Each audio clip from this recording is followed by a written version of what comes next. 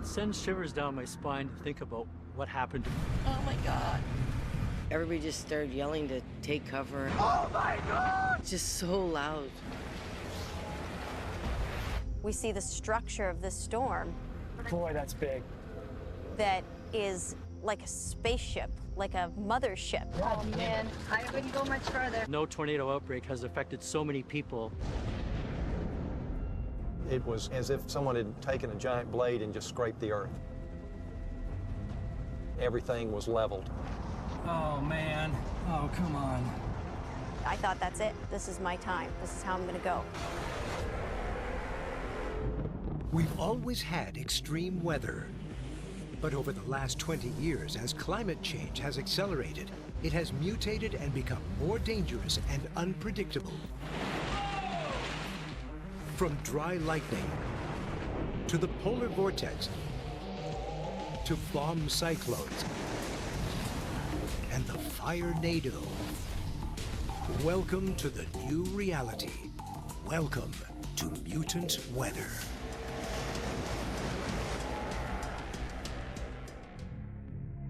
The devastating power of tornadoes is felt across the globe on nearly every continent. 75% of the world's tornadoes happen in the United States, with hundreds of violent twisters wreaking death and destruction every year. Looks like I just missed the bus. And it appears to be getting worse. An uptick in the number of large-scale tornadoes is emerging. Oh, it's still blowing. Is this mutating weather the result of climate change? People say tornado is both mesmerizing and beautiful, but it's also extremely destructive. Tornadoes have the strongest winds on planet Earth. And a strong tornado can have wind speeds that are over 300 miles an hour. Tornadoes form in the strongest thunderstorms when the conditions in the atmosphere are just perfect. However, not all thunderstorms produce tornadoes. Oh, come on. Why does one storm produce a tornado while another doesn't? It's one of the great mysteries of science. But weather experts do know the recipe for tornado formation: warm, moist air rising and colliding with cool, dry air, which creates the needed instability to produce thunderstorms that can spawn spinning vortexes of air. Oh my God, look at that! Oh my God, look! Climate change is primarily the result of burning fossil fuels, releasing carbon dioxide and other greenhouse gases that get trapped in the Earth's atmosphere and in turn warm the planet's surface, including our oceans. The warming of the waters is absolutely massive. The oceans have absorbed over 90% of all the heat that we've added to the atmosphere, and half of that since just 1997. Warmer ocean temperatures can provide more humidity as fuel for these storms that produce tornadoes. More energy in the atmosphere can mean more storms. It can mean stronger storms. If the increase in moisture-laden air could foreshadow more extreme thunderstorm events, does that mean bigger and more devastating tornadoes? We aren't at the scientific knowledge base yet to say we're going to have more tornadoes. Collecting tornado data in the United States only started in the 1950s. That's not enough data to make conclusions about long-term trends in tornadic activity and the connection to climate change. There are studies ongoing that try to find those linkages, but the best that we know right now is that the environments that may produce thunderstorms are likely to become more variable and conducive for those type of events. But weather experts are seeing mutations in tornadoes, from an increase in the number of twisters that make up a cluster to violent vortexes touching down in unexpected areas. These new variations are proving to be disastrous.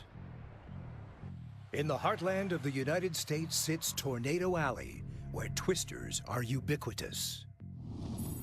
This sweep of flat land stretches through to the Central Plains from Texas to South Dakota. But now, scientists are seeing a new trend southeast of Tornado Alley. This area is more densely populated than Tornado Alley and spans the deep south from Louisiana to Georgia to parts of Kentucky.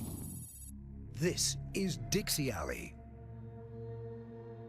March 3rd, 2019. Beauregard, Alabama, a small town situated in the middle of Dixie Alley. Severe storms are brewing nearby. It's Sunday morning, and Cora Jones is helping her mother get ready for church. I get up every Sunday morning about 8:30 and come over here and get her dressed for Sunday school and church, and we listen to some little gospel music. She's not overly concerned about the weather. Severe weather warnings have come before without event, and today, Cora doesn't expect anything different. But that particular Sunday, I told her I was gonna cook her dinner, and I said, by the time you get out of church at 1, your dinner will be ready. Cora plans to cook the meal at her house just a few miles away and then bring it to her parents' home. This is where everybody meet at on the weekend. Grandkids, cousins, all of them meet out here up on the tree, laugh and talk. Mama sit down on the porch and Dad'll be up on the tree. A few miles away, Lee County Sheriff Jay Jones is closely monitoring the weather reports. We had actually been notified of the week previous that we were in line for possible severe weather. By Sunday, Sheriff Jones suspects this isn't a typical storm. As the days wore on, Friday, Saturday, and then of course Sunday the reports and the conditions being favorable for severe storms escalated as time went by. El Reno, Oklahoma. Nestled in the middle of the state, this town is very familiar with twisters. It's in the heart of Tornado Alley. GPS is showing nothing. And it's where storm chaser Jacqueline Whittle goes to work. I primarily chase storms in an area called Tornado Alley. And geez, how many tornadoes have I seen? I've lost count. I've seen so many in about 9 years. There can be between 800 to 1,200 tornadoes per year in that part of the world. That area really gets its tornadoes in May and June. That's actually the peak of tornado season. Tornado Alley is in a unique geographical position. It's the nexus of where 3 distinct air masses converge. That's a warm, humid air mass from the Gulf of Mexico, a desert dry air mass from the desert Southwest, and we have cold Canadian air. And those all are smashing into each other and creating fronts. And along those fronts, we can get thunderstorms, which then sometimes can produce tornadoes. Jacqueline and other storm chasers have been on high alert after following a deadly tornado that struck days earlier, just 40 miles from El Reno. I was so drained. I had seen some awful stuff, and I just wanted to go home. I was ready. I was done. I was done with my storm chase. But as she monitors weather data, information suggests that the tornado activity isn't over yet. All the parameters were in place for a tornado day. The vast majority of days when tornadoes occur start off as beautiful, sunny, hot, warm, humid, gorgeous days. The sun heats the ground then in turn heats the air. As we know, hot air wants to rise up. So now you've got this instability in the atmosphere. And as the day progresses, that instability gets more and more buoyant. It wants to go up. But we often end up with a layer of warmer air called the cap, or a lid, that keeps that unstable air from rocketing up into the upper atmosphere. Think of it like the lid on a pot, holding that energy down. If that unstable air can punch through that cap, now you have this explosive development and a supercell storm can form. A supercell storm has a strong rotating updraft caused by wind shear. And wind shear is basically winds coming from different directions as we go up in height in the atmosphere. And as long as you have that turning of the winds, you can take the updraft and you can start to tilt it and rotate it. A supercell. It is the granddaddy of all clouds. It's the mother of all thunderstorms. Supercell storms can be up to twice the height of Mount Everest. And when the rotation of these supercell storms continues to tighten, that's when tornadoes form. Sheriff Jones is monitoring severe storm reports. Tornado activity appears to have increased here in the last decade, and today's forecast is not looking good. Of course, in the southeast with the high heat indexes, and we have considerable humidity, a lot of moisture in the air. Conditions at times can be very favorable for tornadoes to occur. Dixie Alley can get the strongest tornadoes. They tend to get quite a few tornadoes every year. They usually happen early in the season, February, March, early April. The problem there is that there's a lot more people, a lot more roads, a lot more towns. So they tend to be more destructive than these violent tornadoes that hit the open farmland of the Oklahoma Panhandle. Sheriff Jay Jones is hearing reports of small-scale tornadic activity in the central part of the state. In the past, Lee County has been lucky. These were generally lower end on the scale. Structural damage, in most cases, roofs, uprooted trees, down power lines, that type thing. But this Sunday morning, conditions are about to change.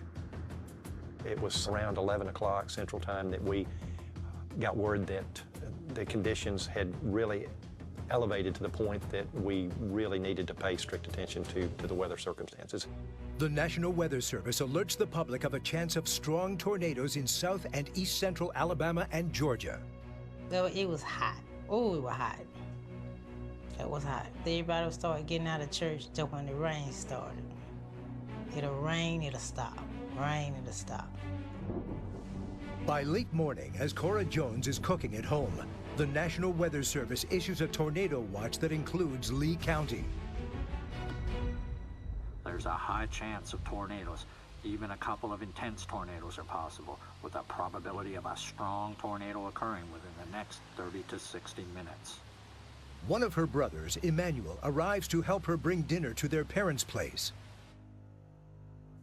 And I was gonna follow him home, but it started raining real hard. I said I'd be on later on because I hate driving in the rain. As Cora waits out the weather, her brother navigates back to their parents' home through the increasingly violent storm. At 1:58 p.m., the tornado watch is upgraded to a tornado warning and an emergency declared, giving people in the tornado's path just a few minutes before touchdown. Oh my gosh, oh my gosh, oh my gosh, look at that one. Did you see it come down?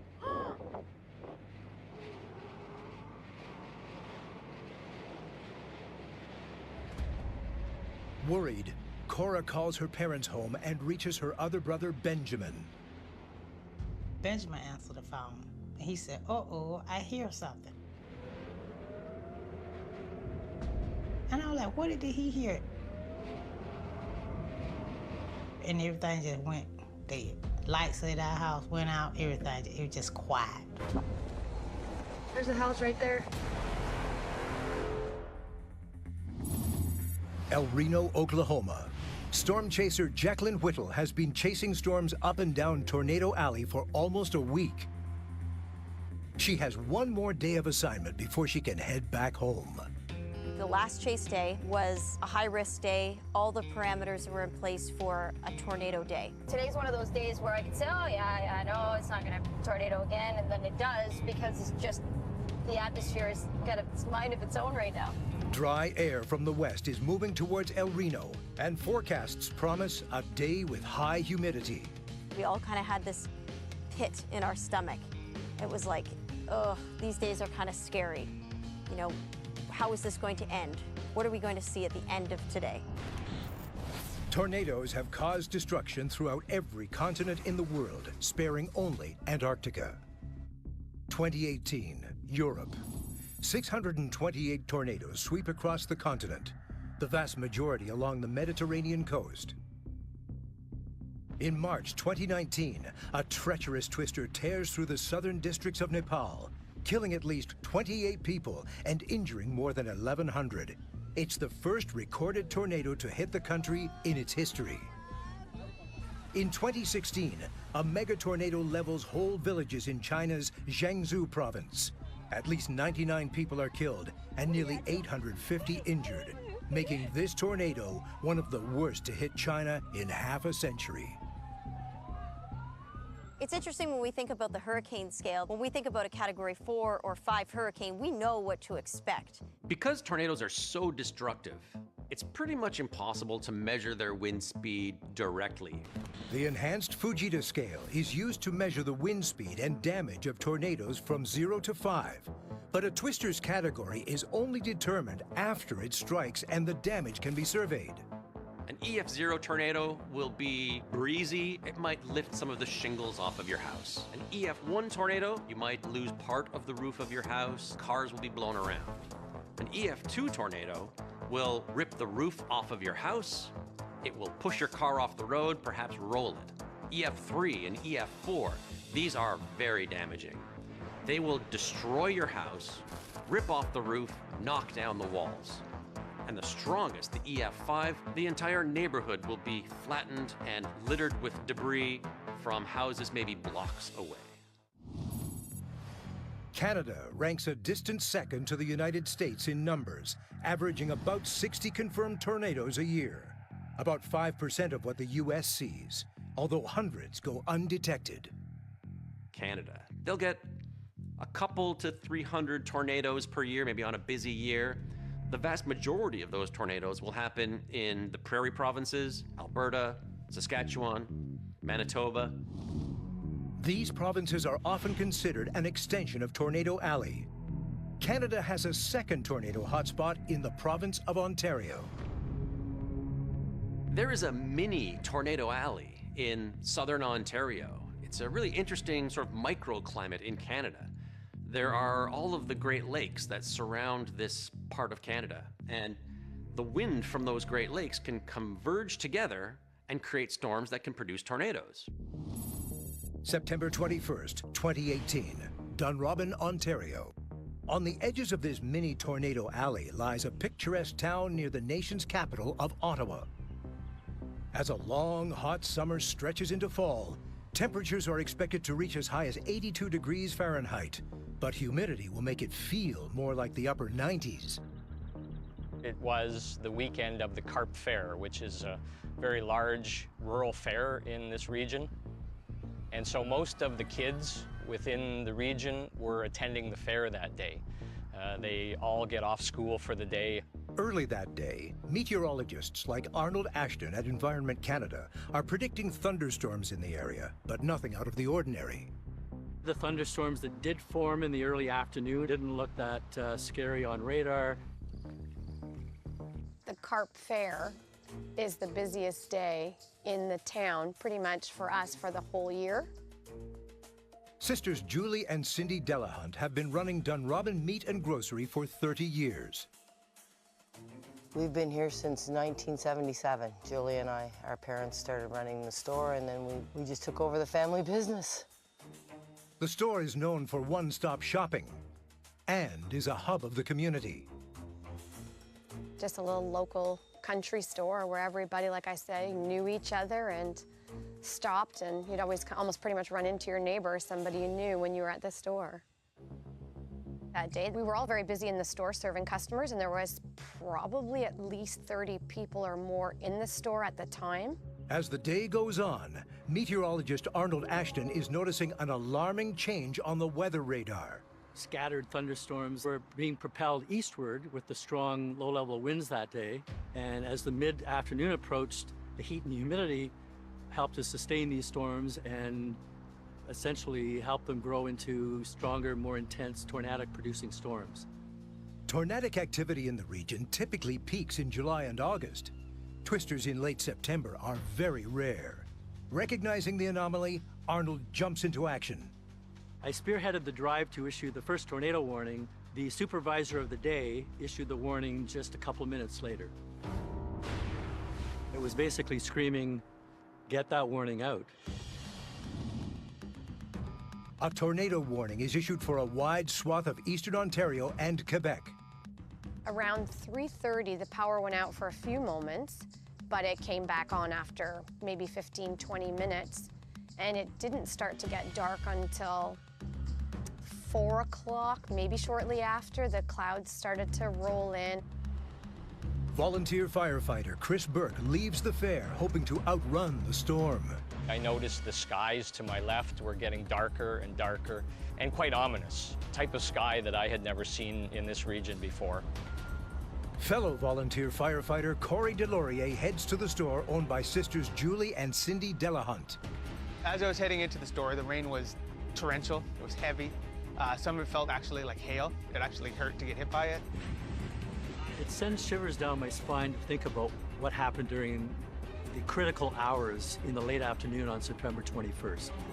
We were seeing this tornadic storm, the supercell, that essentially was dropping a tornado.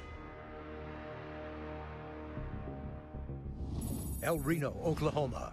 It's early afternoon and all data indicates a tornado in striking distance. Storm chaser Jacqueline Whittle is standing by. Within minutes, the cloud has grown and a tornado warning is issued. It touches down within miles of Jacqueline. I can remember driving.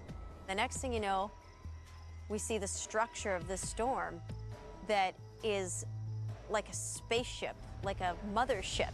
It's just beautiful, but it's so large that we can't really make out what it is in an environment with a lot of moisture. So when that happens, sometimes you can get a tornado, but you can't see it because it's wrapped in rain. There's rain coming out of the thunderstorm, so it impedes the view of the tornado.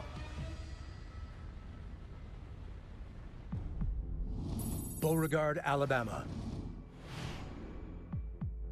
There's a tornado! Tornado! A tornado touches ground and roars through parts of Alabama. A couple of our deputies live just north of the track of the storm. They actually observed the front coming through. They said that 1 minute everything was quiet, and the next minute it was just like a switch had been flipped. Oh my God, it is! Right in the road! The winds intensified, and they could see items from the ground being lifted up, and they knew that it was a tornado. The monster tornado churns across the landscape for about 70 miles. Oh, there goes the transformer, just blew! Crossing the state line and ending in Georgia. I got in my vehicle and immediately began monitoring the radio traffic from our units. Sheriff Jay Jones is still not sure what to expect. When I got to the area where the storm had come through, it was as if a curtain had been lifted and everything was leveled, as if someone had taken a giant blade and just scraped the earth. Trees uprooted, power lines down, empty slabs where homes had once stood, now just bare ground. I knew it was going to be bad. The tornado hits areas where families have lived for generations. This was on a Sunday afternoon, and this was after church, and a lot of folks will go to their relatives' homes and have a Sunday afternoon dinner. It wasn't a work day. School was not in session. So a lot of people were home that might not otherwise have been there had it been a 2 o'clock, say on a Tuesday or a Thursday or something like that. The twister causes devastation throughout the county. Devastation that blocks Cora Jones from reaching her family's home to find out if they're okay. Me and my son got in the truck. We started seeing all the trees and the guys just jumping out of the truck with chainsaws. Ain't nobody changing no words or nothing. They just cutting up trees, getting them out the road, getting them out the road. Amid the chaos, her cousin Anita is also scrambling to get to the area. We helped move the trees out the road to get over here. I ain't making no further than down the road where I met Caro at. So I said, let's go. We're gonna start walking. And this one, we just moved trees, chopped over limbs and power lines, doing what we had to do to get up here.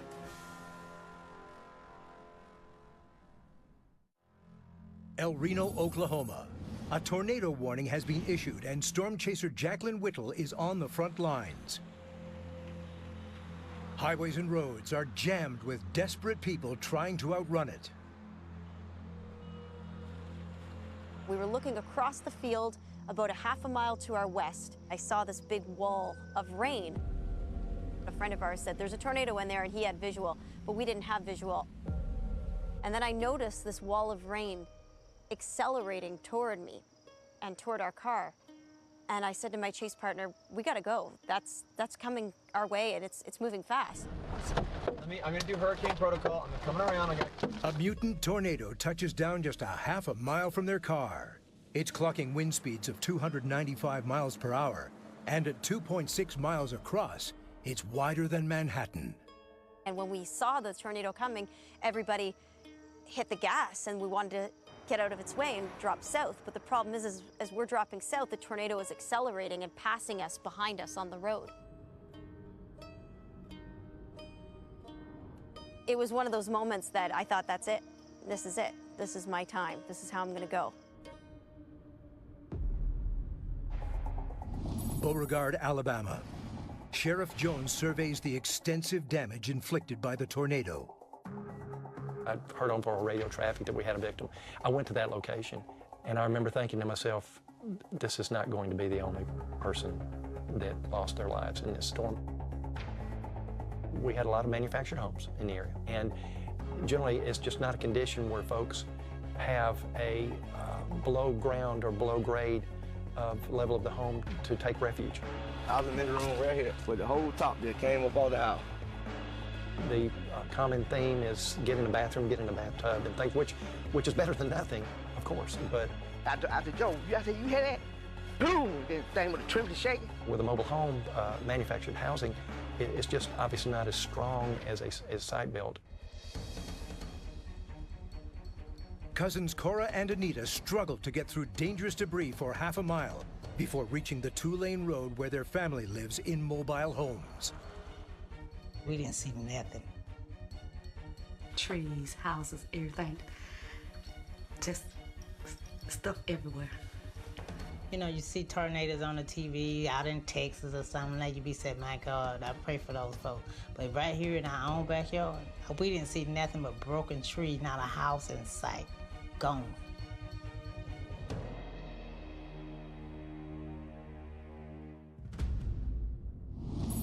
In Dunrobin, Ontario, Julie Delahunt is serving customers in her store. I thought it was just going to be like a high wind, like thunderstorm, and probably going to lose the power, because we do lose the power quite often out here, but never ever dreamt of it to be a tornado. Customers and staff watch weather conditions increasing in severity. One moment, everything was normal. The next, everything got really, really black, and people were starting to check their phones because the alerts were coming through. And as a normal, most people ignore them, but you couldn't. The shopping carts started to fly by, trees started to bend, and then everybody just started yelling to take cover. And a tornado packing winds up to 165 miles per hour strikes the quiet Canadian town.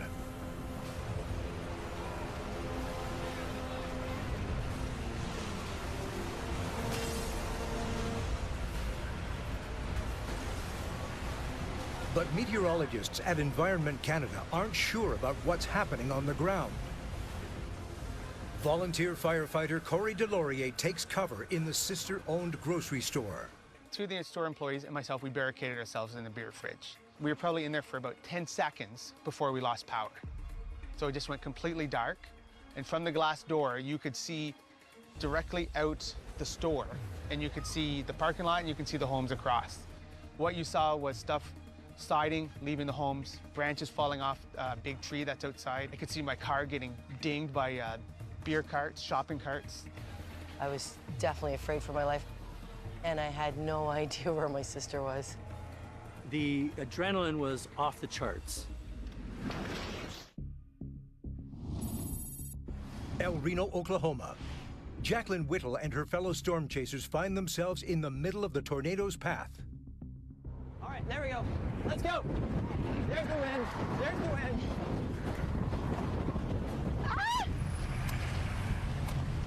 When we were trying to get away from that tornado, our whole approach changed. You know, the cameras went down on the floor. There was a serious tone in the car, and it was just like, drive. Boy, that's big. I lost space on my phone. It was accelerating, it was changing directions, and it was less than a half a mile away from our car.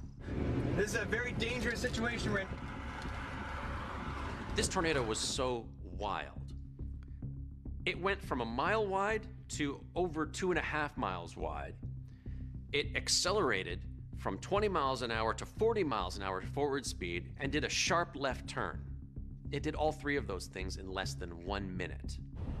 I'm just not sure what's going on with this store. I've never seen anything like this. One of the scariest images was we were trying to get out and go south, and there were so many chase cars in front and behind us. All we saw was brake light, brake light, brake light in front of us. Oh, man. I am worried about the amount of traffic.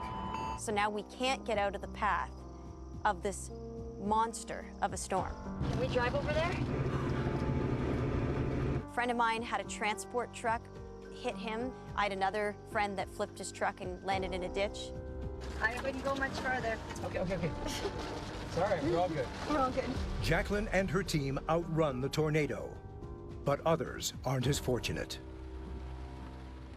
Two of the best storm chasers in the chase community died on one of these side roads. It was the worst chase day. Any chaser would say this to this day. It's been the worst chase day ever. Let's turn the GoPros off. When all is said and done, the tornado is on the ground for 40 minutes on a 16.2-mile path. It takes the lives of 8 people, including 4 storm chasers, all found in their cars. And for us in the weather community, it was a real wake-up call, just letting us know that Mother Nature's always in charge. The tornado is accompanied by widespread flash flooding that kills 13 more. Everybody was really shaken up on that day. 19 tornadoes swept through central Oklahoma that day, El Reno and EF3 being the most violent. The vast majority of tornadoes happen one at a time, but what we are seeing is the potential for more tornado outbreaks, these clusters of tornadoes, where you have multiple storms all producing tornadoes at the same time on a given day. These are the types of events that tend to be very damaging, they're high impact events, and that's where you tend to get most of the fatalities. Dunrobin, Canada. A powerful tornado ravages this quiet town. Everyone in the sister store has taken cover, terrified about what's next. I ended up in our office, under an office desk. You could see it was so dark and debris was actually flying by the front of the store. The noise was so powerful and the ground was shaking. You almost thought maybe it was more like a earthquake or something, like, because the ground was shaking so bad. It felt like you were gonna get sucked right out through the ground. I ended up lying right in front of the meat counter with another lady and a few people beside me. The meat counter exploded, the glass everywhere. There's glass everywhere, all over my back. The thing I remember most about the storm is the noise. It was horrible. Glass breaking, the ground shaking. It's just so loud. If they say like a freight train is coming at you, I believe it. Beauregard, Alabama. The rogue twister that ripped its way through this rural town is unlike anything residents have seen before. As people sit and watch this, you cannot fully appreciate what has happened here. But the devastation will take your breath away. This was on a magnitude of scale that was beyond our capabilities and assets. Measuring nearly a mile wide, the tornado rolled through mobile homes, across fields, causing even brick homes to collapse. The sheriff immediately calls for additional help from surrounding counties. Meanwhile, Beauregard's volunteer fire and rescue services, along with hundreds of volunteers, begin the massive effort to find survivors. Our job was at that point to ensure that the emergency services, first responders, along with our personnel, had access to the area and could get in and begin searching and locating individuals that needed medical assistance. Meanwhile, Cora Jones is still searching for her parents and 2 brothers when she receives devastating news from first responders. There's one family in there that was by marriage, they're connected, and there are over 7 people this man lost in one family.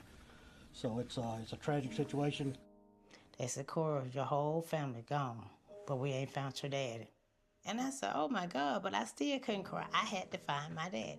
That's when we started walking, and I went where her mom was at, and I found her mom. As Cora sifts through debris, she uncovers her father, then her uncle. I almost stepped in his face, stepping over trees. And finally, her brother Emmanuel. My brother, he was right there by the truck. I couldn't see his face, I just seen his body over like that, because there was too many stuff in the way for me to get up there to the truck where he was at. He was coming from over my house with the food. He was still in the truck. We threw him out the truck. The big pretty rainbow came after that, and a bright light like an angel. When I went down there and pulled all that stuff off my daddy's face, there wasn't any blood nowhere. So I know when God took them, he snatched them just like that. Mama Faye was the same way. That's what eased my mind. They did not suffer, just lay there for a minute and suffer. They were gone just like that. That means everything was gonna be all right. When it's all over, 23 people die in the tornado. Of those, 10 were members of Cora's family. 2 days later, she learns her other brother, Benjamin, is alive, although in critical condition. Just a day we would never forget. The Dunrobin tornado took all of 40 minutes to cause massive destruction, but it wasn't alone. It was part of a superstorm spawning up to 7 tornadoes over a 2-hour period. It's extremely rare to get tornadoes this late in the season. One of the many outstanding features of this tornado outbreak was the fact that it hit so many urbanized areas. I think it just stands as a record for Canada that no tornado outbreak has affected so many people in different locations. When it was over, you just froze. You didn't know if you should look up and something would fall on you, and then you'd be hurt worse. As soon as that 20, 30 seconds was done, it was quiet, quiet, quiet. I honestly did think we were going to die. I really did. It was so loud, and you could, like I say, hear all the glass breaking, the roof lifting off the building, and then you didn't hear a thing. So until we started yelling, like I started yelling for Cindy and for my husband, Mike, the moment when we first saw each other, we just started to cry, and we gave each other big hugs.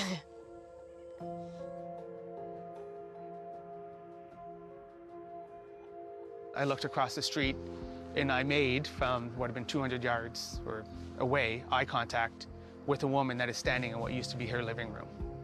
All that was left was the main floor. You know, I mean, maybe she was watching her TV program or whatever. She was just standing there in complete shock. When I looked to my right, I could see more homes completely gone. They were completely decimated. I thought it was going to be a mass casualty situation.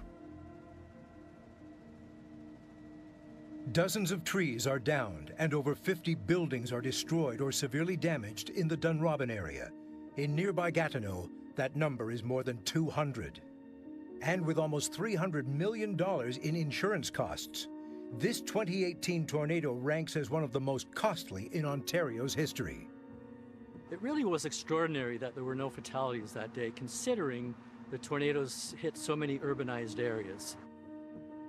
We've never had anything like this happen before, other than a, thunder, lightning storm, and the power might go out, but not anything like this, like a mass destruction.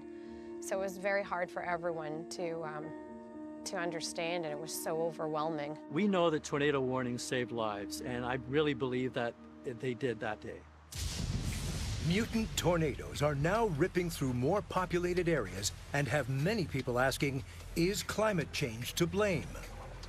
We've got to get far more effective at realizing that we cannot cheat the system when it comes to climate change. As the oceans warm and thunderstorm activity increases across the globe, tornadoes are striking more often in clusters and increasing in power. We could see more and more devastation as the risk of tornado outbreaks is rising far faster than decades ago, with no signs of slowing down. And now these violent twisters are churning through densely populated areas not prepared for these catastrophic weather patterns, leaving thousands vulnerable and unable to protect themselves. It's really important for us to study tornadoes now to see what the trends are. The more that we can predict, the more that we can prepare.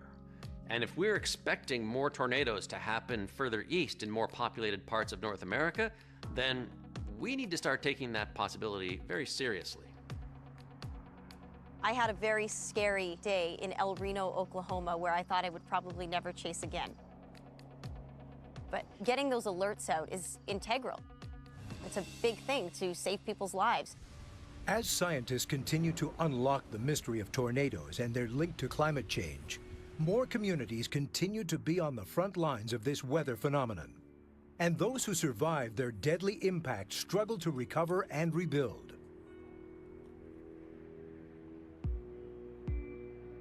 Cindy and Julie Delahunt are still waiting for their store to be rebuilt and once again serve as the town's social center after the tornado tore it apart. Took away a part of my life that is very hard to replace. It's hard to go back there because there was so many good memories and they're all gone. Are you okay, Jill? Yep. Everything that Cindy and I had worked for, our business, it was like home to us too because we spent every single day there for the last 30 years, hours upon hours in a day, and just like that, everything was gone. Let's get out of here. I'm out of here. Cora and her surviving brother Benjamin now live in a new mobile home on the land where her parents once lived. And where a cross now sits, carved out of what was left of the tree where their father once sat. March the 3rd will always be with Boulevard Scrum. I don't want to forget. And with help from the community, they also have an underground storm shelter to escape to for the next time. That one out there will hold 8 people. So if anybody else in the community, got a bigger family, you come get in there with me and Benjamin. Everybody looking out for each other. I am worried. I really am worried. I think that these storms are so destructive, as they already are. And if things were to get worse over the next 100 years, that could be really bad. This is the new frontier, if you will, sort of the fringe of exploration in terms of correlating climate change with extreme weather events. We don't learn from history. If we try to cheat the system, we're going to lose, and increasingly so, we're losing around the world, and that's the way it is.